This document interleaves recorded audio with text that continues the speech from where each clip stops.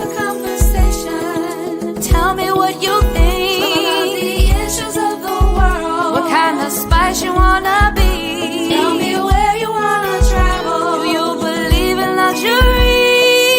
What's your hidden passion? What makes you so unique? Conversations with Nicole. Conversations with Nicole. Conversations with Nicole. Conversations with Nicole.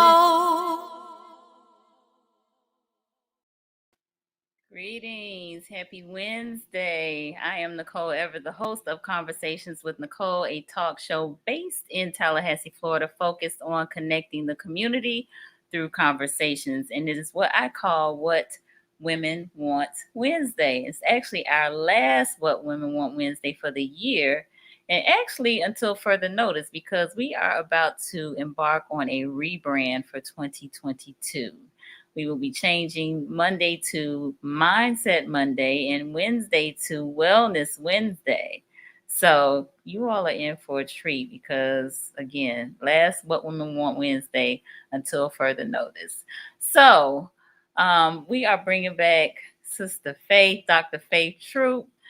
She gave us a really great conversation around grief and loss about 2 weeks ago for Man Up Monday, but we decided to have her come back and talk to the sister. So before I introduce her, in the way that I do is have you all give us your city and state that you are tuning in from, because we want to know where you're at. And I'll give you a shout out. So before I bring Dr. Troupe on, I want to know where you tuning in from. We are broadcasting live on Facebook, on YouTube, and on the Greater Works Network on Roku TV. So we're glad to have you here. I see you, Erica Hubbard from Ellenwood, Georgia. Thanks for tuning in. And Ephraim, he's in Tallahassee. So glad to have you. And Carrie Ann, yes, Raphael in Tallahassee, Florida. Thank you. Appreciate it. So this has been a great holiday season. Have been enjoying time with the family. And it's just been wonderful, just wonderful, just wonderful. So, I know this time of year can sometimes be tough, especially with the loss of loved ones. And we are going to be talking about grief and loss outside of death, but that's also included in as well. But also, we're going to have Dr. Faith talk to us about forgiveness. That was one of the topics that she wanted to cover last time. So we'll be kind of doing a recap for those of you who may have missed her talk when she was here about 2 weeks ago, but also explore the topic of forgiveness. So I see y'all chiming in. I really appreciate that. Tamika, greetings, and she's in Tallahassee. And Lydia Price, thank you so much. Appreciate it. All right, so a little bit about Dr. Faith, who is my ACDT sisterin. She is from Miami, Florida. She is also a Rattler. She attended the Florida Agricultural and Mechanical University. She received her BS in psychology and her MS in community psychology, and then went on to Florida State to receive her PhD in marriage and family therapy back in 2008. And her approach to therapy is systemic, interpersonal, and collaborative. She has more than 9 years of helping individuals, couples, and families navigate through whatever challenges arise. And she is a daughter, a sister, an aunt, a niece, a friend, and a proud product of family and a close and extended, dedicated community member. She has a great amount of respect for the process of therapy, and it is one of the few places where people can be vulnerable, trust in a proven system, and transform into something better. So her goal is to work with you to help you enhance your overall sense of happiness and well-being in a safe and supportive environment. Doesn't it just sound wonderful? Yes, it does. It does. So I'm so pleased to have Dr. Faith here with me tonight. Welcome, welcome. Thank you. Woohoo! In the house another evening. Yes, yes, yes. Appreciate it. So, for those again who may have missed you live with me the other day, tell them who is Dr. Faith. Tell them who you are. Well, who am I? So I am the daughter of Florence Troupe and Curtis Troupe. I am a priest of Orisha, Shango, and ancestors. I am a therapist. But who am I? I'm a woman.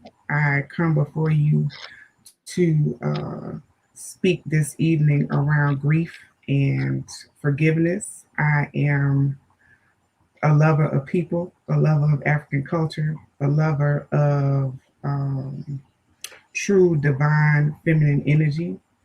I am me. I am Faith. Shango Yemi Troop. Yes, love it, love it, love it. I appreciate that. And a love of Yeah. African dance, right? And a love of African dance. All things African dance, that's for sure. That is Absolutely. for sure. Absolutely, absolutely. So we were on here last time talking about grief, and hold on, I gotta pause. Erica said, "A bringer of joy." I love I that. am I am a bringer of I joy. love Thank that. I you. love that. That's beautiful. That is absolutely beautiful. So Thank you. Thank we you. got Chastity on here. She said, "Good evening, everyone, and so great to have you back." So Thank you. I'm happy to be back. I'm yeah, happy for to be sure, back. for sure, for sure. So let's dive in. Let's dive in. You know, we talked about grief and loss, and grief is not just for the time of death, but we talked Right. about how we need to be grieving as it relates to hurts and disappointments and dreams Mhm. unrealized and things of that nature. So I'm gonna let you just kind of Yeah. lead us there. I know this Okay. is your wheelhouse, so take us there. it's Take us it's there. becoming my wheelhouse, and I will be honest and say I am a constant student and learner of this, and so the work is mine just as much as it is the work that I have with others that I work with in my practice and in the community, and so grief is and grief work is the work of not just mourning the loss of a person or the loss of a relationship, a thing that we can tangibly touch and hold on to. It is also about the things that we can't touch, right? Like the dreams, the thoughts, the beliefs that we have that need to be released so that we can continue our evolution and growth into our better, more divine selves. And so the work of grief for me is usually what I do with all of my clients when it comes to really understanding, or okay, well, you're here with me today. What is it that you're ready to release? Or you're coming to me for therapy. What is it that you are prepared to move from, let go of, so that you can see what's truly your high, you at your highest at this moment, which that's changing, right? And so with time, with our development, that changes, and so we need to be really ready to let go of a lot of stuff and be okay with it, or become more comfortable with it, Hmm. if that makes sense. Yeah. No, it makes a lot of sense. We did talk a lot about that last time in terms of Mhm. the things that are no longer serving us well and our ability to release them and Mhm. release those things so that we can embrace the newness of Mhm. life and make room for the newness and these other great and wonderful things that um, are waiting for us. But Right. if the grief has not been released, then we Right. can't receive those things. So Right, right. yeah, It's interesting. I was thinking about how we sometimes think about death of someone who's very close to us. mhm. Like we say certain things and we utter the words out loud, which also speaks to the universe hearing it and then giving us back that energy, right? Right. But sometimes we get into a space where it's like, oh, I don't know what I would do without this person. Or if they died, like, how am I supposed to live? Like, if they Mhm. died, then certainly I'm going to die. Like, I'm going to be next. And what if that's not our destiny, first and foremost? But just the thought that we cannot move on without a person or a thing or a belief or a dream. Mm-hmm. It's somewhat what happens when we think about the loss of a person. It's like I'm holding on to this thing with vice grips, but I haven't considered, well, what's waiting on me when I open my hand and just let things flow, right? Mm-hmm. And so most people can understand it in the context of death a little bit easier, right? We can understand what it feels like when you have a loved one and maybe they're ill or maybe they're aging or maybe they die suddenly and you're like, oh my God, I don't know how I'm gonna live without this person. Like I need this person back in my life. And it's like, yeah, that is a genuine feeling. That is a genuine place to be in. Mm-hmm. Also, when we think about that, is it our destiny to not be here, right? Or is it when we create space to release those words and let that type of thinking go, then what else is on the other side of it? And that is the process of grief, which isn't it isn't a one-time thing. It isn't I got 2 weeks to deal with this, and now that the funeral is gone and the repast has happened, that I can let it go, or this relationship has ended, and now 2 weeks later, 2 months later, I should be over it, right? Mm-hmm. So the last time we met, we also discussed the concept of being open to grieving on a continuous basis until we reach a point where we are done grieving. And so sometimes we get into the habit of asking, of saying like, am I not done yet? Like, why am I still feeling like this? Why is this still Mm-hmm. happening? And instead of asking that type of question, it's more so like, have I grieved enough? Like Mm-hmm. if I'm still sad about this or if this still feels sensitive to me, then what is it that I'm possibly holding on to that is creating this space of sensitivity or a sadness or anger or frustration? And so it is important, right, to consider grief beyond just death. Indeed. No, I think again another great point. Why are we grieving enough? I think there's probably a more of a propensity to kind of rush through it Hmm. because Or society. not do it at all, right? Right, right. Let's be honest. Mhm. Most people will conceptualize the grief process. Oh, I cried when it first happened, or I took care of the details of Yep. it. I moved out of the shared apartment, or I gave them back their stuff, or Mhm. we went to the funeral. But a lot of times that is not nearly enough in the way of genuine grieving. Indeed, indeed.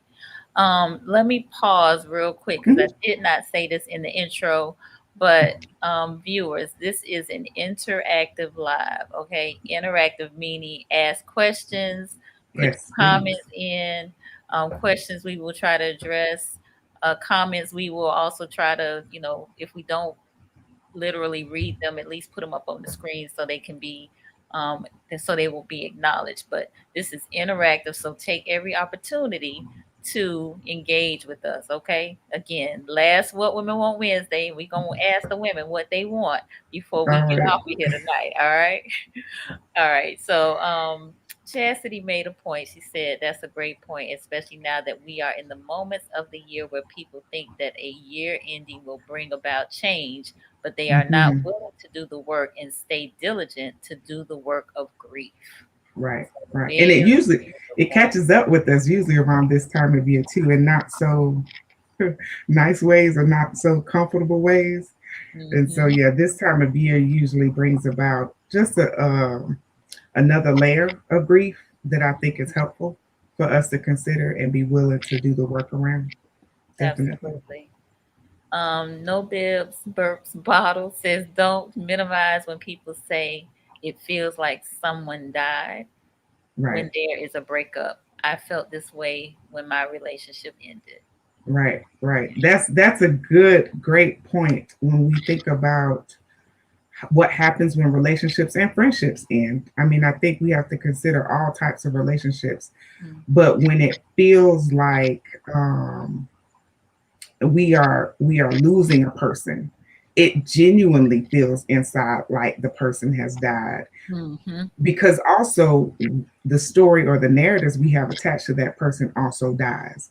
Like, Right. I'm going to spend the rest of my life with them, or we're going to go on this vacation in 2 weeks, or this might be the person who I end up growing old with.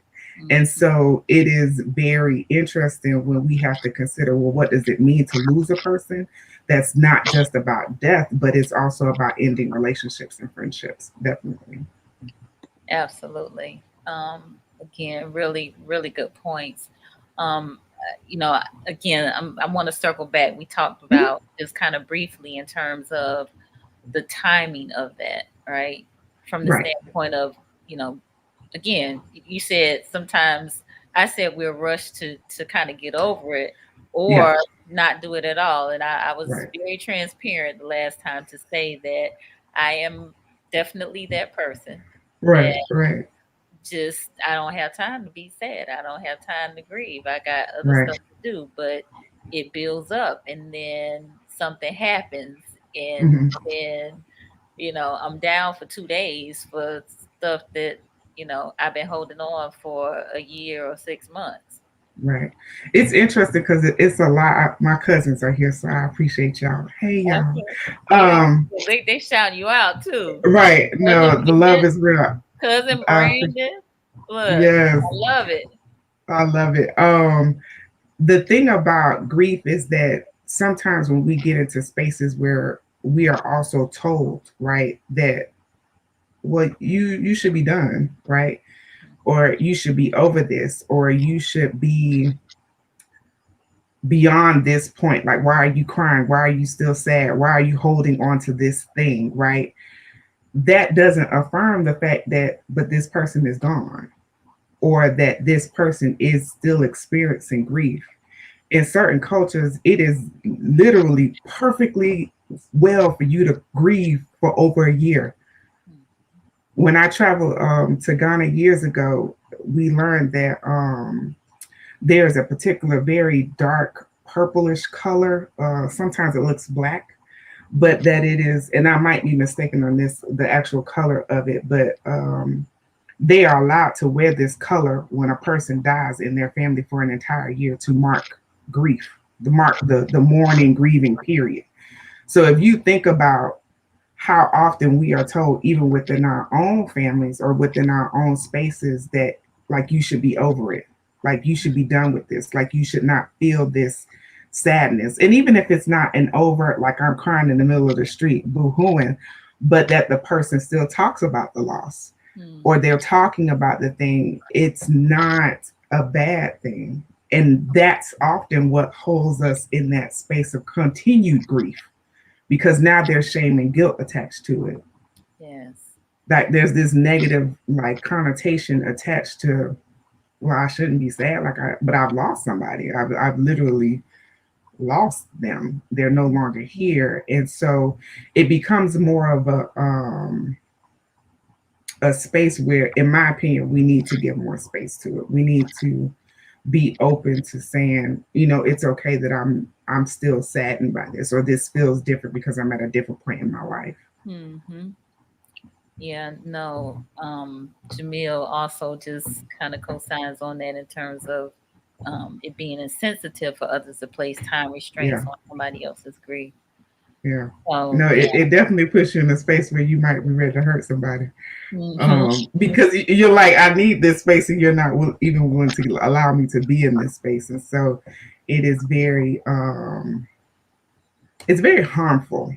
Hmm. It is very harmful to Right. us and to the people around us when we are not able to grieve properly. Yes. So Erica had a Hmm. point that I thought was definitely worth repeating, especially as it relates to women. And I'm Hmm. going to take this a little bit further to this point. She says, I also think it's important people know that they have something to grieve, Right. i.e., women who wanted to have children and could not or did not. Oh yeah. Oh yeah. Most definitely. But this goes along the lines of what I talk about related to dreams or Mhm. thoughts and beliefs. And I Yes. mentioned this even in the Man Up Mondays when we met last time, that when we have, especially as women, we have thoughts around, well, where we should be at a certain point in our life, or, and this is true for everybody. So everybody has those things that are like, okay, these are the markers at which I should be. This is where I should be, and then we don't get there. Childhood is definitely one of them, and that's the thing that becomes a lot more important to grieve around, because sometimes we hold on to the story that is also attached to womanhood, right? Being a mother is attached to me being a woman, right? And or what it means to be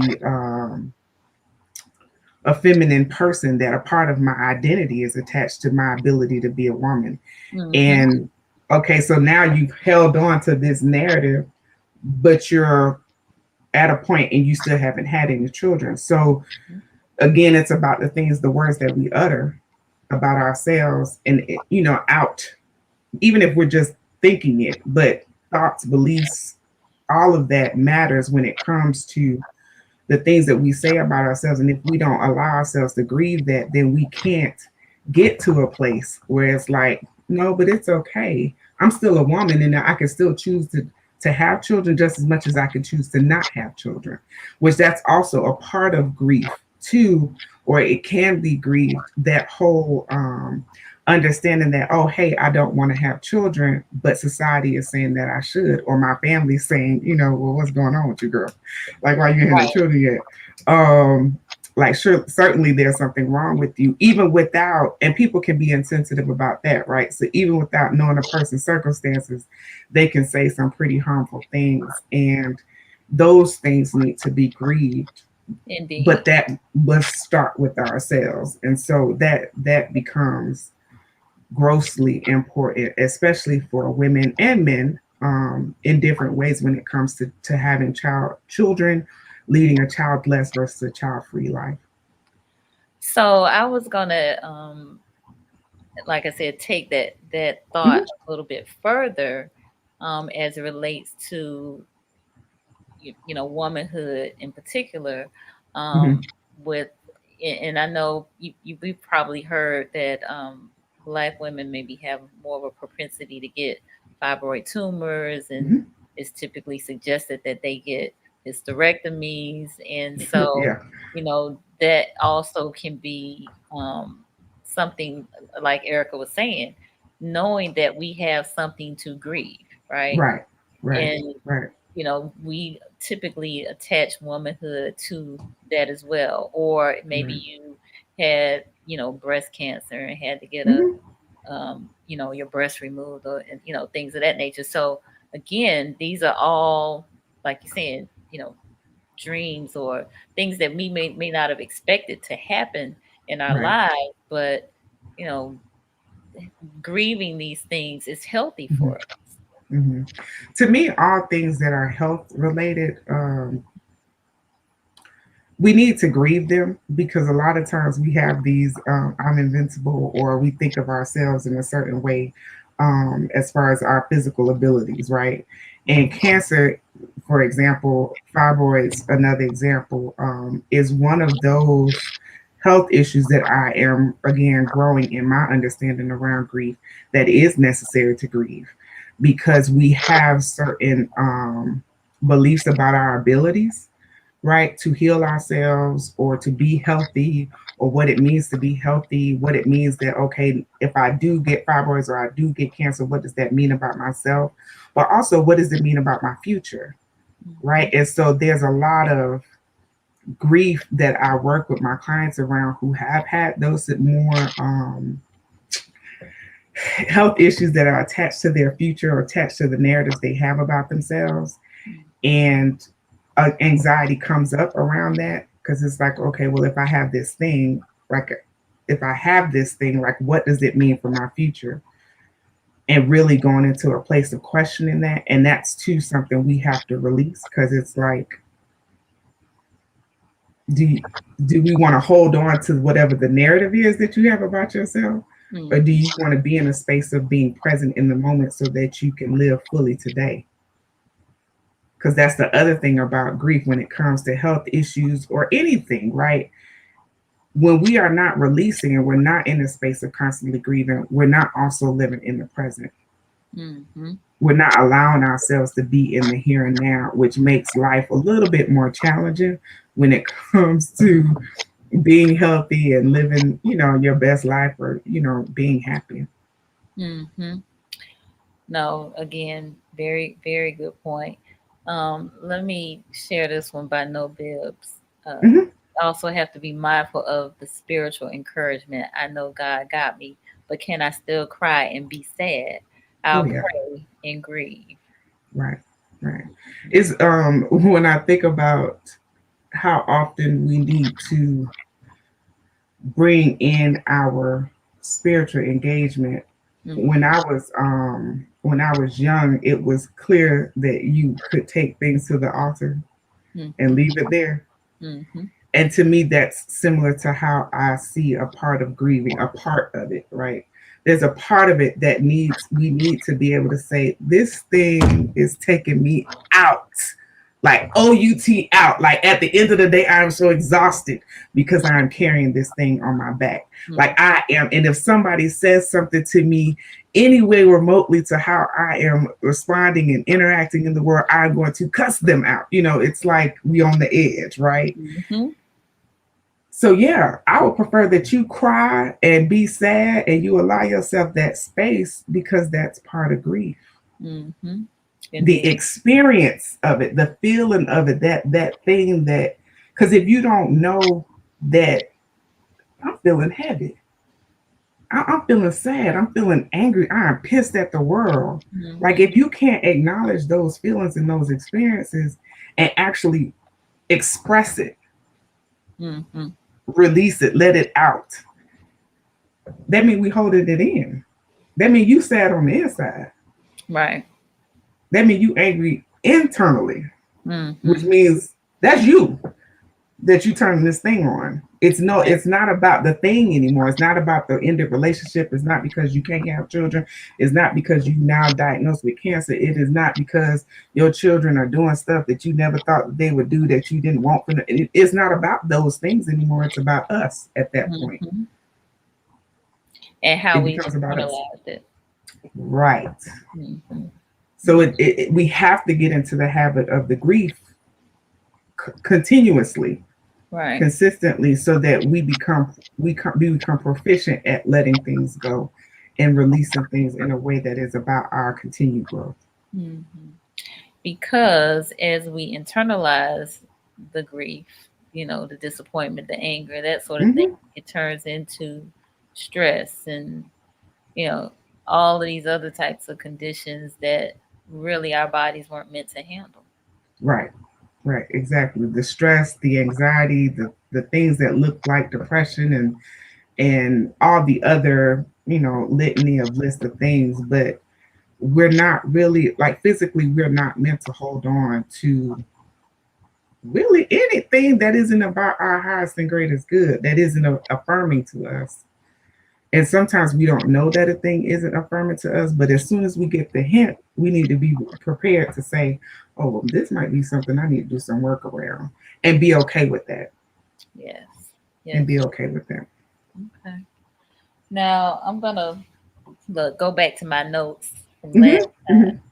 Hmm. One of the other things that I thought was a really great point was to creating a safe space around people who love us, community Hmm. space Right. where folks can be comfortable to grieve.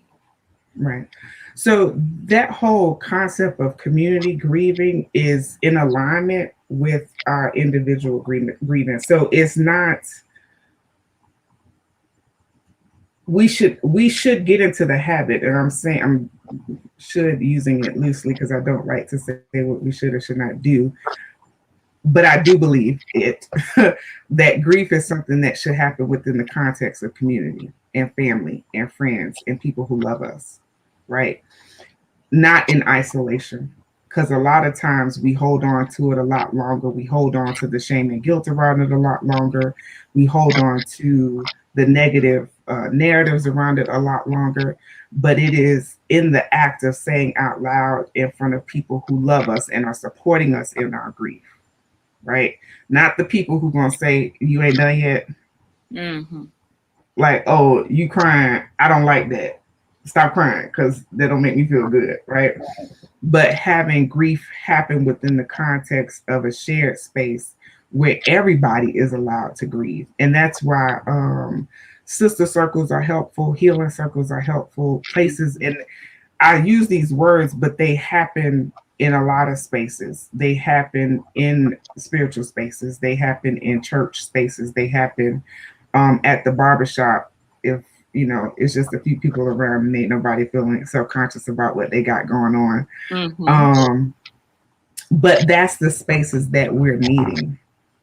Those are the spaces that we are needed, so that when we do we find ourselves overwhelmed, or we find ourselves in very low, sad spaces, that we got at least one person who gonna look at us and say, "You okay?"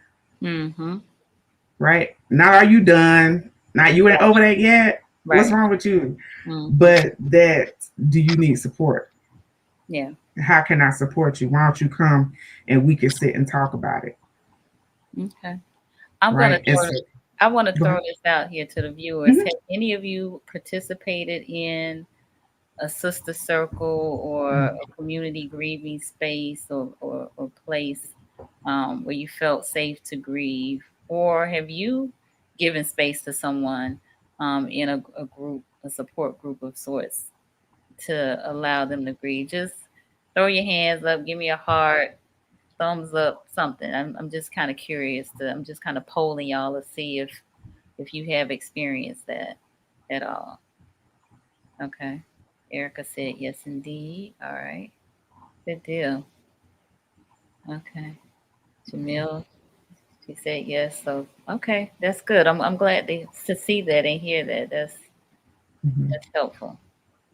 Very helpful. Yeah, it's very, and they can happen in informal ways. Like, it doesn't have to always be in a structured. I mean, it's helpful when that happens, right?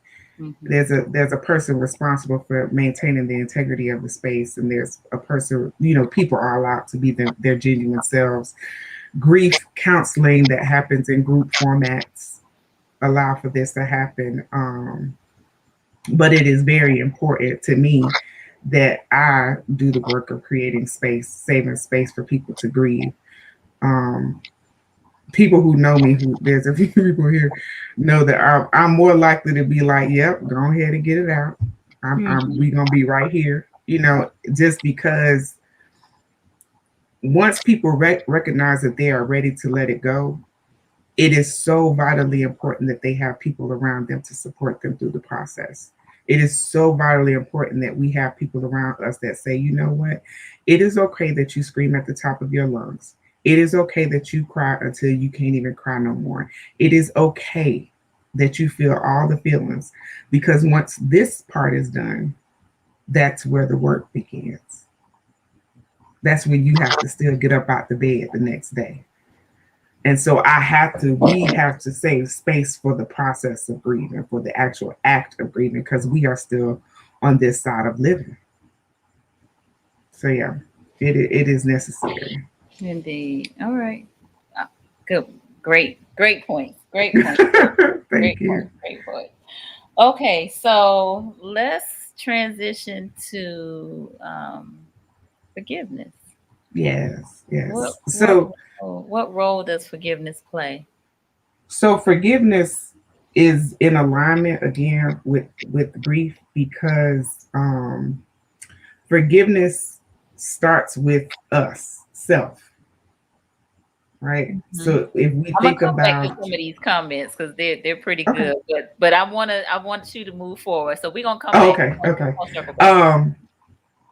The thing about being able to start with self, it allows forgiveness of others to happen, right? So it's not necessarily that we are in spaces where it's like, I need to be more focused. Why can't I forgive this other person? Why can't I, let it go? And my response to them is, well, have you let it go within yourself? Have you let it go within yourself? Have you created a space where it is okay to experience this thing and not have it totally tear you down? Okay, so an example of this, and when I say that thing, I was almost crumpled at the knees. Um, but we all experience moments where it's like, ooh, that's a lot sensitive. That's a lot of sensitivity happening when people say to us certain things that are hurtful, right? Like,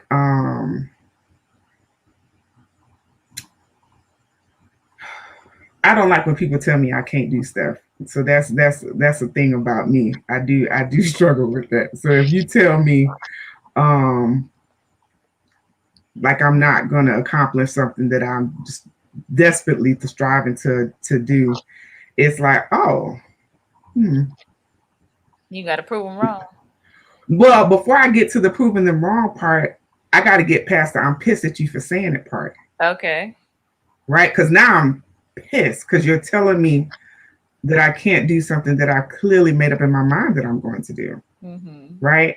And so a part of that is recognizing in myself, well, shoot, why am I so angry if I've already convinced myself that I can do this? And the answer comes down to, for me, is that there was a point when I said I couldn't do it. Okay. And I believed it. And so there are points when we tell ourselves and we say things to ourselves that when it comes from others, it's like, oh, I can't believe you said that. And now it's like, well, now I got to work on forgiving you. No, you need to work on forgiving yourself. Work on forgiving yourself for the times that you said you couldn't do something that you knew you were capable of doing, or that you wouldn't even try to do because you had already convinced yourself it was too big, it was too much, I'm too small, or I'm too this, and that I can't do this, right? And so a lot of times the forgiveness has to start with forgiving ourselves. And that too requires grieving. Okay. So Michelle is saying the challenge is not knowing how to create the safe space within yourself to forgive. Right. So the thing about creating the safe space within ourselves is that we have to start with saying, I am okay first. Am I okay with myself first? Like, I care less if people forgive others. Because if somebody does you wrong, it's like, and people don't like when I say this, so I'm very clear that they're going to be with some people that are like, Dr. Faith is losing her mind tonight. That's okay. I can lose my mind. But I promise you, people will be themselves. At the end of the day, it is our relationship with selves that create the safe space. It is our relationship. It's like, and for those of you who are in the chat, it's like, what's the thing that you thought you weren't going to be able to forgive somebody for? Like, a lot of things happens to us in our lifetimes, right? That we're like, man, I don't know if I can forgive somebody for that. I don't know if I can forgive somebody for that. Self. Forgive yourself first. Even death, even the loss of somebody you love, and you're like, I don't know if I could forgive somebody. Why are you focused on the other person? Focus on forgiving yourself first. Focus on self first, which I'm not saying is easy, but that's the bulk of the work. Right. That is the bulk of the work. That's the bulk of the work, because the other person, unless you coming in contact with them every day and you don't have any choice but to be around them, which that's something you need to forgive yourself for putting yourself in a space where you can't get from around a person who you clearly know it don't have no problems with violating your boundaries. That is self. Okay. That is self. That is our work. That if we put off on the other person, what if they still doing things? Right? What if it's still like constant forget? That's self. So is it your thoughts that we give people a lot of our power? Oh God, yeah. which is what we need to forgive ourselves for as well, right? Because it's like if we are looking outward for people to bring us, complete us, it's like, man, when do I take ownership of that? Right. When do I say, no, I have some ownership and I have some self-agency to say, no, I can do this on my own. I can, and not even on my own, because I don't necessarily think that we need to work in isolation, but I do think that it is helpful when we are clear that if I'm giving you all of me, all that I got to give, and then I'm still supposed to forgive you for something that I know that was offensive or a boundary crossing for me, that always gonna come back to me, right? And some people will get into the conversations of, well, how does this apply in abusive relationships? This is not about abusive relationships, because in abusive relationships there's a inherent disproportionate disallocation of power, right? So once a person loses power, then that makes the dynamics different. I'm talking about in relationships where you have a sense of self that is not being controlled or maintained by somebody else. So this is not domestic violence, abusive situations. This is a totally different topic. This is not that topic. Gotcha. Although I do work on forgiveness of self in those situations as well. Okay. It still comes up. Right. So let me see. Okay, so Beverly had a comment that I thought we should try to text. She said, depression to me is usually the longest and most difficult stage of grief. Now, I know last time we talked about, I asked the question whether or not grief could turn into depression. I mean, I think that if you're grieving, you're in sort of a depressed state. And I know from a book standpoint, depression talks about the length of time that you are maybe not eating or not sleeping or not doing your normal activities. Right. So I don't know if you want to kind of address it from that standpoint. So there's a distinction between what we experience as grief and what we experience in depression. And so there's the clinical definition and how we go about diagnosing individuals who are living with depression. I lean towards grief before I lean towards depression. Because usually with grief, I can see that there are things that need to be released that are no longer helpful to the person. And so to me, that's grief work. But the sadness, with social withdrawal, the having difficulty maintaining daily activities that come with depression, those symptoms are true and real, and they can be consistent with grief, right? Those are symptoms of depression that we see during cycles of grief. But if grief is an ongoing thing, then time gets thrown out of the window, if you will, because like diagnostic criteria would look at 3 to 6 months, right? But if in other spaces, in other cultures, grief can be a year-long process and an active process of grieving. Like you come together with family and y'all celebrate, y'all mourn, y'all do the in the street crying. Then I think we have to look at it from a different context. And so symptoms of depression, yes, can be the lengthier parts of grief. But that's what lets us know that we need to release something, that we have something to grieve. It is usually the symptoms that we look to. It is the sadness. It is the crying. Gotcha. All right. Teresa Nix, who is in Tallahassee, also had a question. She wanted to know, so is it forgiveness of ourselves or just acknowledgement and accountability? Those are steps to forgiveness, right? Those are steps towards forgiveness. when we think about the individuals that we are willing to question or be concerned about as it relates to forgiveness, a lot of times it's like, well, what is it that you did that I need to forgive you for? Like, am I even fully defining that? Am I fully clear about that? And then being able to distinguish, okay, well, what was my part in it versus what was your part in it? What am I really forgiving you for?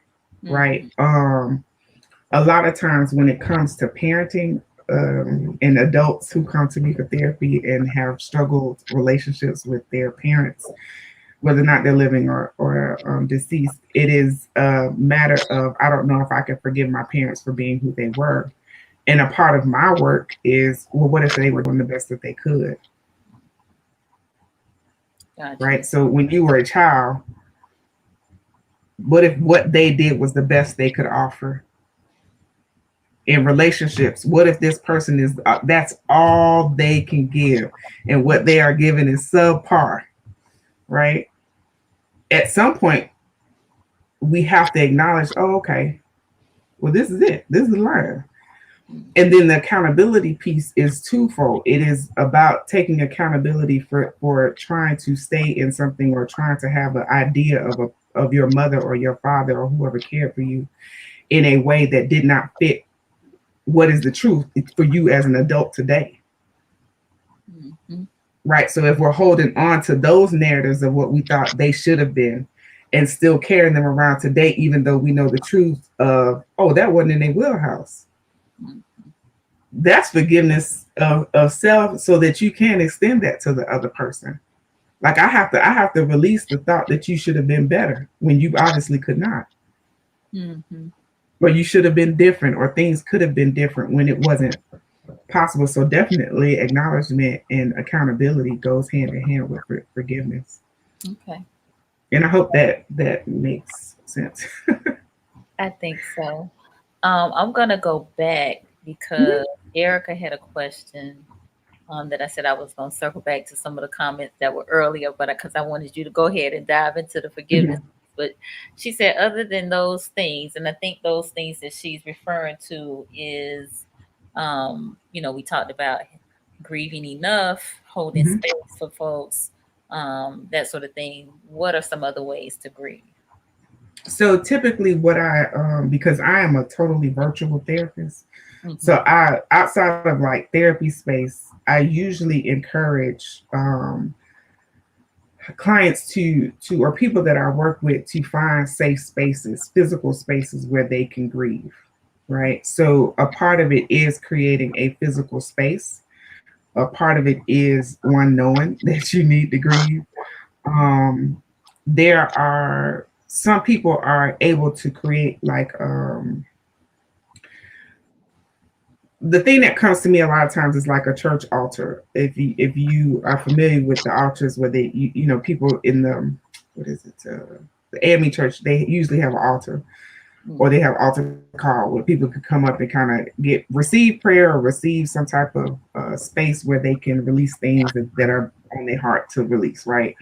I call But it we could the bench, right? Wherever that is. If you're Catholic, I guess it's going in and I forget what that's called, where you go in and tell all your sins. Talk to the priest. Right, you talk to the priest, right? But I also encourage simple things like creating a space outside of your home is preferable, right? Outside of your home in nature is preferable, is most ideal. I've encouraged grieving trees, confessional. Thank you, Deidre.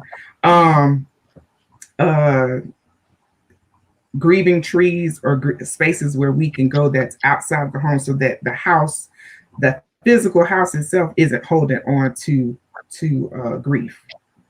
So we're not leaving it inside. We're taking it somewhere and putting it out there. Usually, when my father passed, someone who I didn't even know that they knew of this as a thing gave me a candle and encouraged me to say prayers.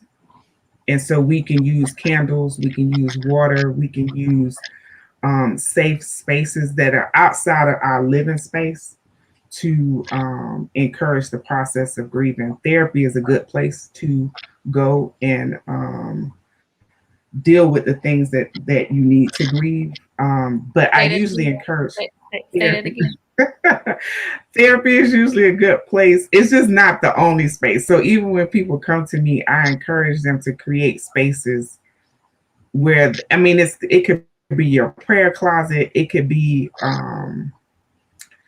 anywhere where it feels comfortable enough for you to sit and do what we all know to be the ugly cry, Hmm.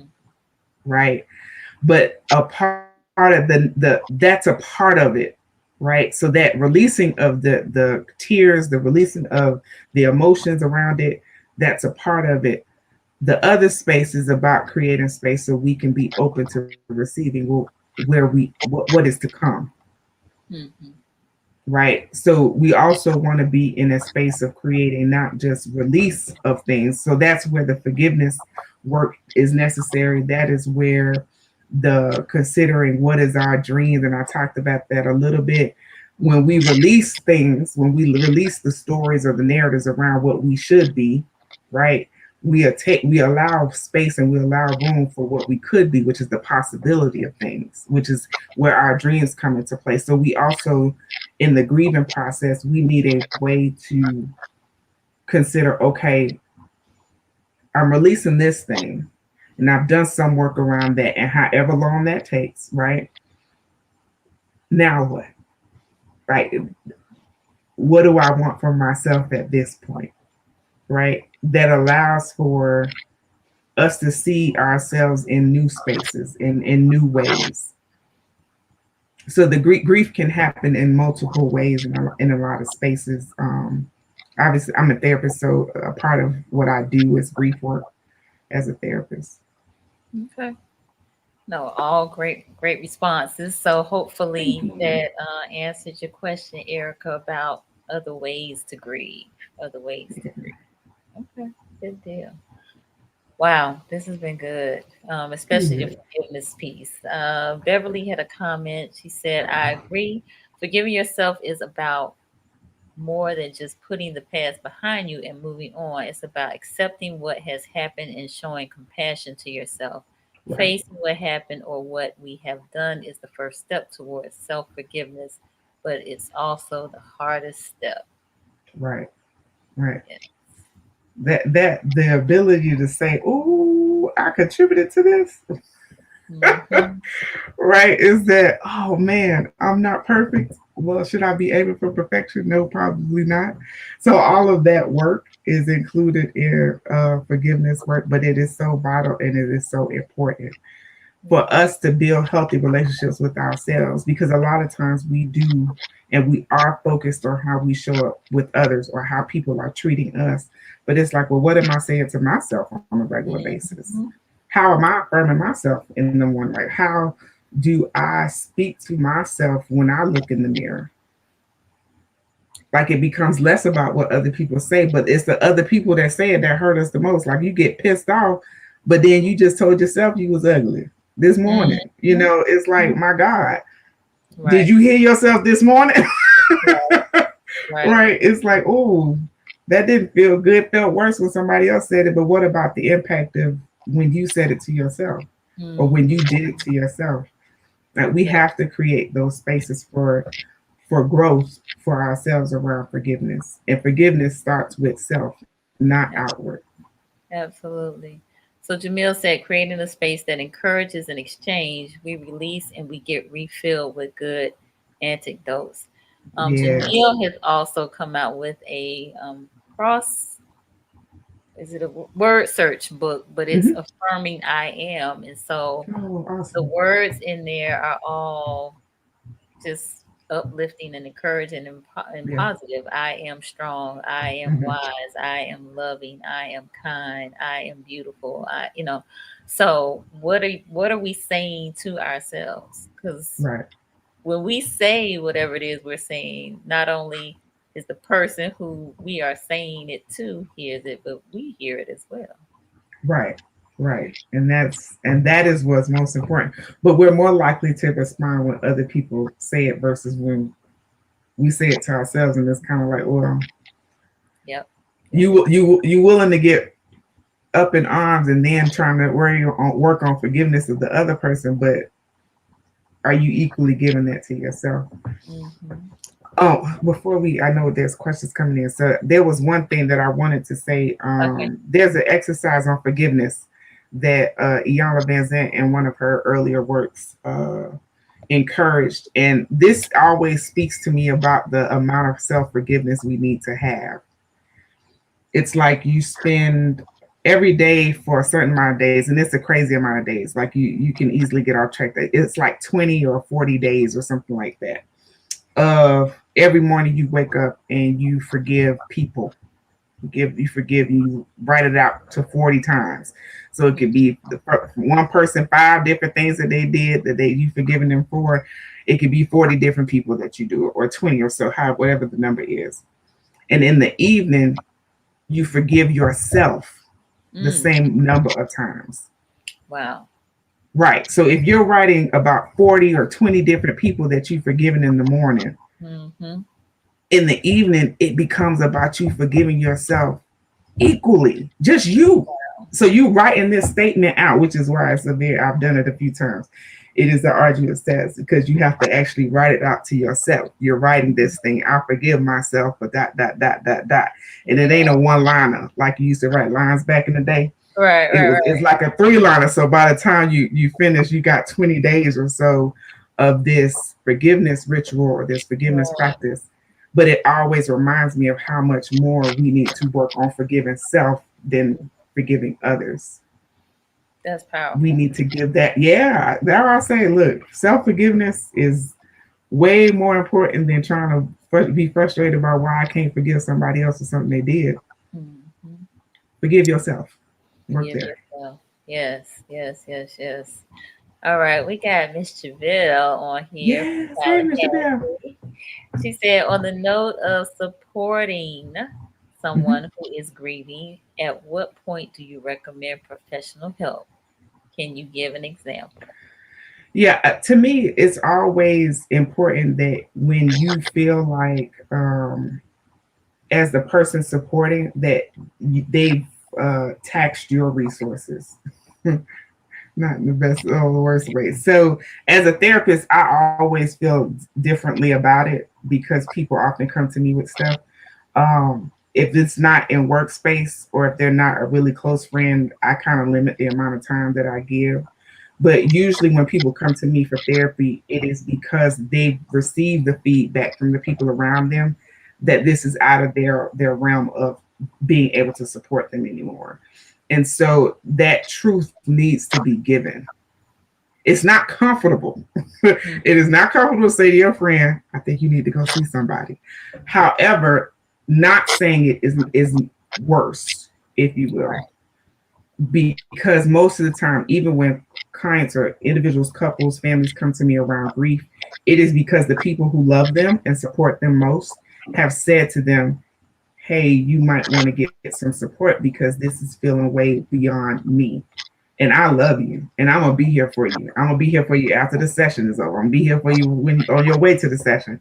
But I still think that you need additional support. So to me, that is what's most important. And as an example, that's usually what I hear when people actually show up for therapy and they know that they have things to grieve.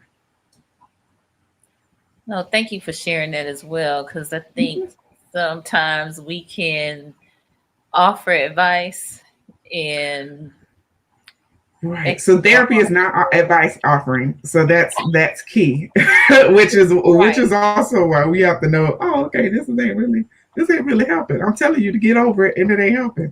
Yeah, that ain't it. That ain't it at all. Yeah, so no, I like the words that were used in terms of this. This sounds a bit beyond me. You should seek some professional help. I'm going to be here for you to support you, through this or what have you. But I'm just not equipped to handle what you need.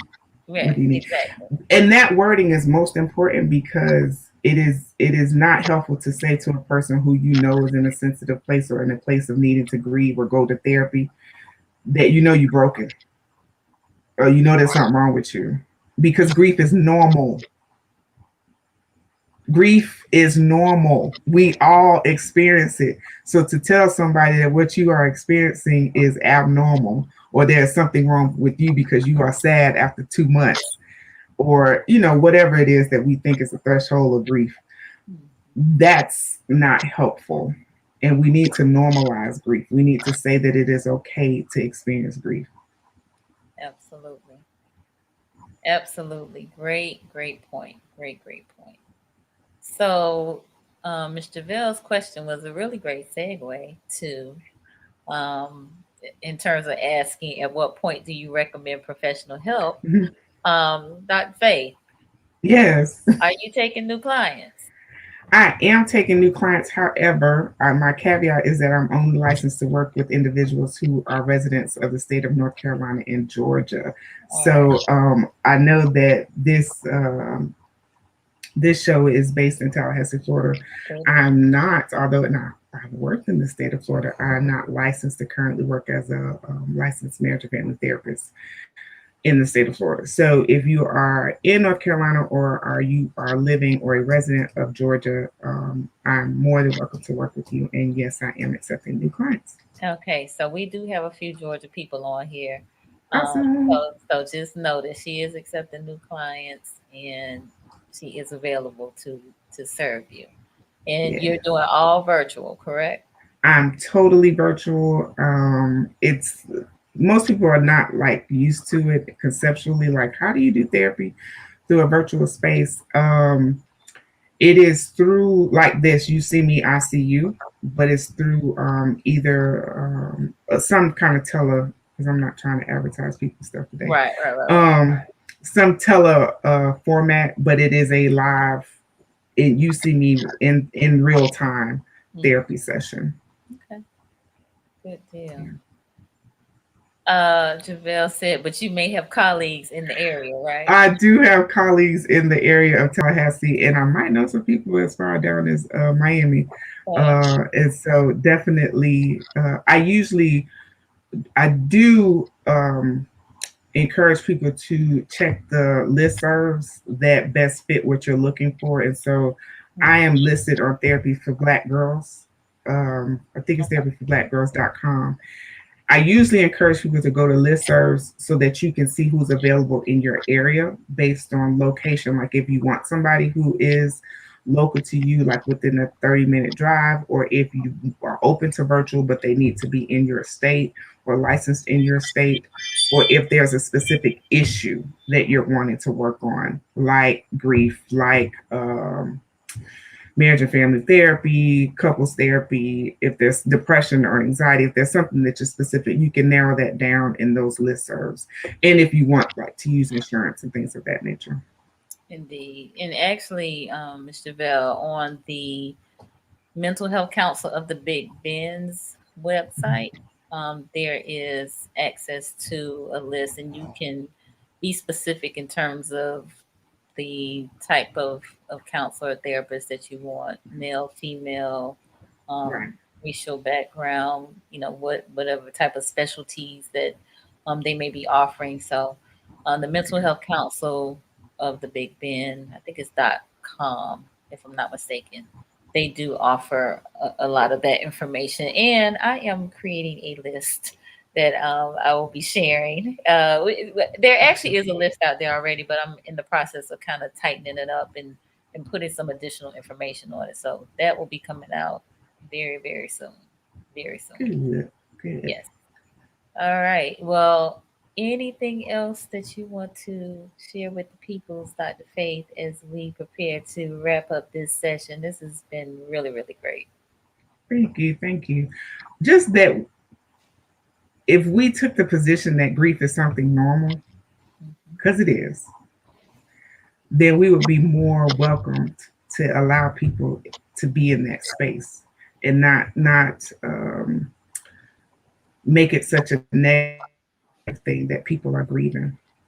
Like engage in the practice of at least 4 times throughout the year, if not more, engaging in a regular practice of releasing and grieving and letting go of something. Something needs to be let go throughout the year. Um, and so I encourage people to normalize grief and normalize forgiving yourself so that when we are showing up in our relationships with others, we're showing up with open hands, not hands that are completely full with stuff that we carrying around with us. So please normalize grief. Grief should be a part of your regular practice, and I'm all for it. All right. So is that what you would say you want for women? Because this is what women want. You want women to normalize grief. I do. I Okay. do. I want us all to walk around speaking of the things and acknowledging the things that we are ready to let go. Mhm. Okay. Very good. And I'm gonna ask the viewers, if you will, in the comments, what for my ladies, what do you all want as it relates to this Yeah, what do topic? y'all What do you want? want? What do you want? We want to hear from you. So just in the comments, briefly, just let us know. What do you want? What do you want as it relates to grief and loss and forgiveness? This topic that we've covered tonight. Let us know. As we do prepare to close out, and as they put their comments in the chat, again, I want to just kind of remind you all that we are doing a rebrand of these Monday and Wednesday nights. Monday will be Mindset Monday, and Wednesday will be Wellness Wednesday. And we have a whole host of folks lined up for you in January and some in February. Still, we'll be covering mental health and wellness, and particularly in the Black and Brown communities, because we are trying to normalize the conversation around mental health and wellness and eliminate the stigma and let you see the plethora of clinicians, Black and Brown clinicians that are out here doing this work and, serving the people. Many of them are taking new clients. And so use them, take advantage of all this good training that they got. Because Thank you. this is what they want to do. This is what they're here for. This is their gift and talent. Many of you all have heard me say that I believe that we all have gifts and talents that the world is waiting on, and we need not sit on them, but we must Mm, share them with the world. And this platform is an opportunity for them to share their gifts and talents with the world. And you all are the world. So plug in, lean in, tap in, tap, tap, tap in. All right. All right. Erica says, singing in my donkey voice from Shrek. I'm a I'm a grieve. I'm a I'm a grill. grieve. I'm a grieve. That's All what you right, gotta Erica. do. Love it. Awesome. Love it. Love it. Love it. Oh, this is awesome. Awesome. Awesome. Awesome. I definitely want to encourage you all to follow us. Follow us on Facebook, on Instagram, me on YouTube, Conversations with Nicole, Dr. Faith. How can they connect with you? I am on Facebook as Dr. Faith Troop and Instagram Dr. Faith Troop, and my website is drfaithtroop.com.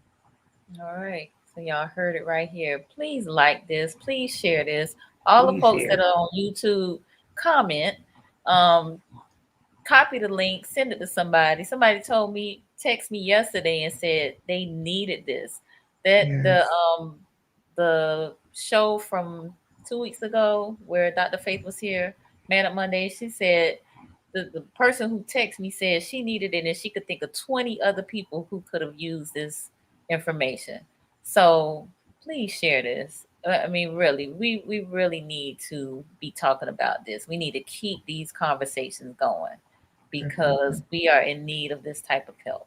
We really are. I'm going to put a few more comments up. Deidre, I'm so happy I stumbled upon this. Thank you, Deidre. We appreciate you being here and for your interaction. It means so much. Thanks for sharing your heart and expertise, Dr. Faith. Look, they just got so much love for you. I love I it. got love for them. Thank you guys so much. I love it. Indeed. Thank you. Awesomeness. Thanks. Great job, Dr. Faith. Love it. Whitney, I needed this. Thank you, Whitney, for being on here. Cousin Brandon, I love Y'all it. see how good my cousin is. Fill her calendar up. Yes, I that's what love I'm you. talking I love about. you. I love you. Yes, that's it. Fill that calendar up. Yes. All right. Thank you, Michelle. Thank you. Thank you. Thank you. Appreciate it. Appreciate it. Thank you, Julie. Thank you, Charlotte. We really appreciate y'all being on here. Thank you, Listen, everybody, for showing up. indeed, indeed, indeed. We want to wish you a happy Kwanzaa. It's Thank drama you. today. Look, It cooperative is. economics. It is. Okay. We want to wish you a happy new year. Indeed. Happy Listen, New Year to everybody. happy new year. Look, we gonna go in the new year light, right? Because we gonna grieve. Indeed. We gonna get rid of all this mess and go Right. in light and ready to receive all the goodness that 2022 awaits us. So Chastity Yes. said, Dr. Faith, come back soon. Thank Yeah. you, Chastity. Just give me a reason and I will be here. Okay. All right. Listen, they gonna find one. They gonna no. They gonna be listen. They gonna be telling me we need Dr. Faith on here. Right, right. All That's all right. That is all right. right. Shantina, thank you so much for being on here. I know it's been rough, sis, so I'm glad you were here. Trip Brunson, thank you as well. Thank you. Good to see you. Appreciate appreciate you. Y'all, this has been awesome. I'm so full right now. I'm so full. I really am. But Dr. Faith, again, we're gonna have to have you come back. So Yeah, no, most definitely. This is family, so it is. It is. All this is right, sis. family. Love you. Y'all again. Thank you. Happy New Year, and we'll see y'all in the future. Have a All good right. evening.